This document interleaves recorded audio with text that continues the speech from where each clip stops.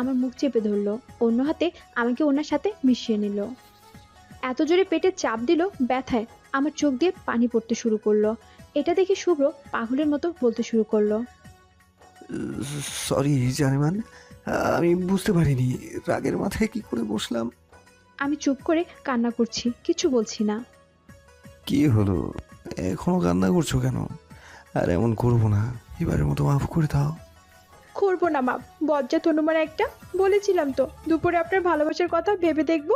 এখন আর একবারও আপনার কথা মনেই করবো না। দূর হন আমার কাছ থেকে। এত তেজ দেখালে কিন্তু আজকে রাতে আমার বেডে ঘুমাতে হবে। আজ রাতে তোর আরামের ঘুম যদি না ভাঙছি, তো আমার নামও অহনা না। এখন শুধু চুপ করে আছি ভয়ে, গাড়িতে আর কেউ নেই বলে। আর নিধি, তুই আসিস আমার সাথে ভাব জমাতে, পরে বুঝবি। তোর জামাই তোতলা থাকবো, দিয়ে দিলাম বরদোয়া। মনে মনে কথাগুলো বলে চুপ করে বসে আছি। কি আর করব, আমি নিরীহ একটা মেয়ে পেয়ে এমন জড়িয়ে ধরে বসে আছে। এই, আমাকে নিরীহ একা পেয়ে এমন করছেন নাকি? কান্না করে দেবো কিন্তু। কি, তুমি নিরীহ? ভূতের মুখে রাম নাম শুনছি। শয়তানের পুরো পরিবারের শয়তানি তোমার মাথায় আছে? এই মেয়ে নাকি নিরীহ? এই, চলে এসেছি। এখন এই বাসার অহনাই রাজা। গাড়ি থামার সাথে সাথে ধাক্কা দিয়ে সরিয়ে চলে আসলাম। মামার বাসার কর্নারে একটা রুমে আমি আর নিধি থাকি। যখন মামার বাসায় আসি, রুমে গিয়ে ফ্রেশ হয়ে নিলাম। হঠাৎ আমার মহারানীর বোন নিধির আগমন ঘটল। অ্যাপ, এমন মুখ করে আছিস কেন? কথা বল আমার সাথে। তুই আমার বোন নাকি শুভ্রর অ্যাসিস্ট্যান্ট, কোনটা রে? কেন? আমি আবার কি করলাম? আমার চোখের সামনে থেকে যা। আমাকে একা রেখে তুই চলে গেলি ড্রাইভারের সাথে। ড্রাইভার কি তোর বয়ফ্রেন্ড হয়? হ্যাঁ। অ্যাপু, কি বলছিস এগুলো? শুভ্র ভাইয়াই তো আমাকে বলেছে আমি যেন সামনে চলে যাই। আচ্ছা শোন, যা ফ্রিজে গিয়ে ঠান্ডা পানি রাখ। বজ্জারটা ঘুমালে ঠান্ডা পানি শরীরে দিয়ে চলে আসবো। আচ্ছা আপু, তুমি শুধু শুধু শুভ্র ভাইয়ের পিছনে পড়ে আছো কেন? যেটা করতে বলছি সেটা কর, যা এখান থেকে। কিছুক্ষণ পর খাবার টেবিলে সবাই বসে খাবার খাইতেছে। শুভ্র হনুমানটা আমার সামনে চেয়ারে বসেছিল, ওনার পা দিয়ে আমার পা স্লাইড করছে। আমি কিছু বলতেও পারছি না, উঠে চলেও যেতে পারছি না। আমার এমন অবস্থা দেখে মুখ টিপে টিপে হাসছে শুভ্র। দাঁড়া, আমিও কম না। শুভ্রর পাটা আমার পায়ের উপর দেওয়ার পর রোমান্টিক একটা ভাব নিয়ে তাকিয়ে আছি। আমার এমন ভাব দেখে শুভ্র এক নজরে তাকিয়ে আছে। আশেপাশে কি হচ্ছে ওনার মাথায় কিছুই যাচ্ছে না। সুযোগ বুঝে দিলাম এক লাথে। উনি তো চেয়ার থেকে লাফিয়ে উঠেছে। শুভ্র আমার লাফিয়ে উঠতে দেখে মা বলতে শুরু করলো, কি হয়েছে বাবা? বিড়াল কি পায়ে কামড় দিল নাকি? আন্টি, বড় বিড়াল লাথি দিয়েছে। আমি এখন মুখ টিপে টিপে হাসতেছি। রাত প্রায় 2টা বাজে। বুঝলাম সবাই ঘুমাচ্ছে। সুযোগ বুঝে রুম থেকে বের হয়ে শুভ্র রুমে গেলাম একটা বালতিতে ঠান্ডা পানি নিয়ে। গিয়ে দেখি কি সুন্দর ঘুমাচ্ছে। হাসতে হাসতে পানিটা শুভ্রের উপর ঢেলে দিয়ে যেই না বের হতে যাব, অমনি হাত ধরে হ্যাঁচকা টান দিয়ে বেডে ফেলে দিল। কি ভেবেছিলে জানেমান, আমার উপর পানি দিয়ে চলে যাবে? তা কখনো হবে না। ছাড়ুন আমাকে, আমি রুমে যাব। নিচ থেকে এসেছো, আমি যাইনি। আর আমাকে যখন ভেজালে, তখন তোমাকেও ভিজতে হবে। এই বলে আমাকে কোলে তুলে নিয়ে গিয়ে ঝর্ণা ছেড়ে দেয়। শুভ্র আমার চুলগুলো খুলে দিয়ে গলায় মুখ ডুবিয়ে দিল। আমি যেন বাকরুদ্ধ হয়ে যাচ্ছি, কিছু বলতে চেয়েও বলতে পারছি না। উপর থেকে পানি পড়ছে, ভেজা শরীরে কাপড়গুলো লেপ্টে আছে। শুভ্র এক অন্যরকম নেশাতে পড়ে গেল। ধীরে ধীরে স্পর্শগুলো গভীর হতে থাকে। এক হাত দিয়ে পেটে স্লাইড করছে, অন্য হাত দিয়ে আমার 2 হাত চেপে ধরে রেখেছে। শুভ্র ঠোঁট দুটো আমার ঠোঁট যুগলবন্দি করে নিল। আমি ছাড়ানোর বৃথা চেষ্টা করে জোরে জোরে কেঁদে উঠলাম। শুভ্র আমার এমন অবস্থা দেখে আমাকে ছেড়ে দিল। দৌড়ে রুমে চলে আসলাম। এই শুভ্রের স্পর্শ যে আমি নিতে পারি না। শুভ্র আমাকে স্পর্শ করলে আমি বাকরুদ্ধ হয়ে যাই। কেন? আমার বলার কোনো শক্তিই থাকে না। কেন এমন হচ্ছে আমার সাথে?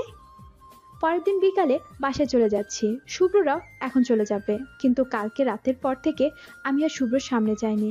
আম্মু সবার কাছ থেকে বিদায় নিয়েছে। আমি কাউকে কিছু বলিনি।